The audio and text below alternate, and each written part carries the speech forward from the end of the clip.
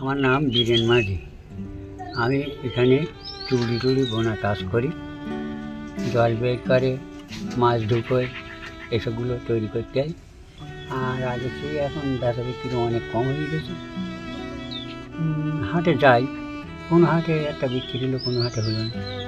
চুবড়ি হাটে 100 টাকা বিক্রি করলাম, বড় ঝুড়ি সিজন অনুযায়ী তখন 200 টাকা বিক্রি হয়। এই যে বাচ্চা কাচ্চা যা কিছু ছিল সব এটা হয়ে গেছে। এখন আমি একা ওই যা করে সংসারটা কোনোরকম চলে। বর্ষার দিনে এসে পড়েছি, চাষ টাঁচ বোনা আছে, অনেক কিছু কাজ আছে, বাঁশের কাজ। ওই বাঁশের কাজ ছাড়া অন্য কাজ কিছু করতে পারিনি। এখন বয়স হয়ে গেছে তো করা সম্ভব হয় না।